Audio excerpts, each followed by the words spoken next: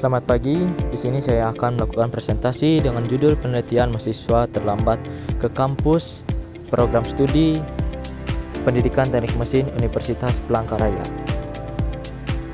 Perkenalkan, nama saya Yosedi Pratama dengan NIM 243020210001 dengan prodi Pendidikan Teknik Mesin.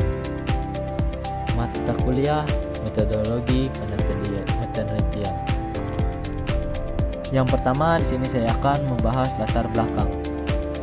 Fenomena umum keterlambatan berdampak pada kualitas pembelajaran dan efektivitas akademik. Data pendukung survei Kemendikbud 2024 menunjukkan 37% mahasiswa Indonesia sering terlambat lebih dari 3 kali seminggu. Faktor penyebab eksternal. Kebiasaan begadang, motivasi rendah, manajemen waktu buruk. Eksternal, jarak tempuh, transportasi, budaya permisif. Dampak menurunkan fokus dosen, mengganggu mahasiswa lain, dan merusak citra institusi. Yang selanjutnya yaitu rumus masalah. Rumus masalah. Apa saja faktor penyebab mahasiswa terlambat datang ke kampus? Bagaimana dampak keterlambatan terhadap proses belajar mengajar? Upaya apa yang dapat dilakukan untuk mengurangi keterlambatan? Tujuan penelitian: mengidentifikasi faktor penyebab keterlambatan, menganalisis dampak terhadap pembelajaran, dan merumuskan strategi solusi efektif. Kajian teori. Teori kedisiplinan waktu, Mulyasa 2021, kemampuan mengatur aktivitas tepat waktu sebagai cermin integritas dan kedewasaan. Teori manajemen waktu, Tempo Bolon 2019, pengelolaan prioritas untuk menyimbangkan kuliah dan kehidupan pribadi. Kegagalan mengatur waktu memicu stres dan keterlambatan. Teori motivasi belajar, Syah 2020, motivasi intrinsik tinggi mendorong kedatangan tepat waktu. Faktor penyebab, Horlock 2018, dibagi menjadi faktor internal, tanggung jawab, kebiasaan, dan eksternal, lalu lintas, dan lingkungan. Metode penelitian. Jenis penelitian kualitatif deskriptif dengan metode studi kasus, lokasi, dan waktu. Prodi Pendidikan Teknik Mesin Universitas Palangkaraya, bulan Maret sampai November 2025. Populasi dan sampel. Populasi seluruh mahasiswa aktif 150 orang, sampel 30 mahasiswa, purpose sampling 3 dosen 1 staf. Teknik pengumpulan data, observasi partisipatif, wawancara mendalam, angket dan dokumentasi, analisis data, model Miles dan Huberman atau redaksi data, penyajian data, penarikan kesimpulan. Hasil penelitian atau faktor internal. Temuan pola tidur dan regulasi diri. Korelasi kuat ditemukan hubungan kuat antara kebiasaan tidur larut malam dengan keterlambatan.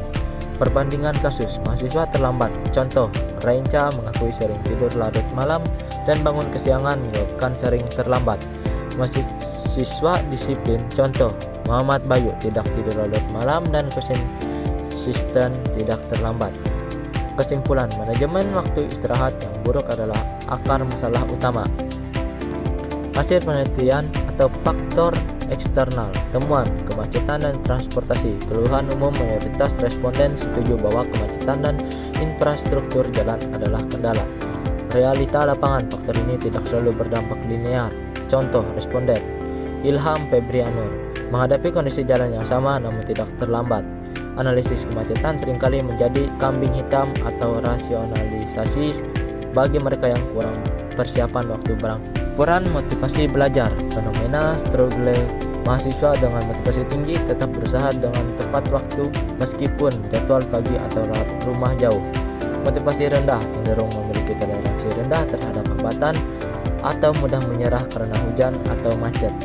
Kesimpulan, motivasi internal adalah benteng terakhir kedisiplinan. Tanpa itu, hambatan kecil pun menjadi alasan untuk terlambat.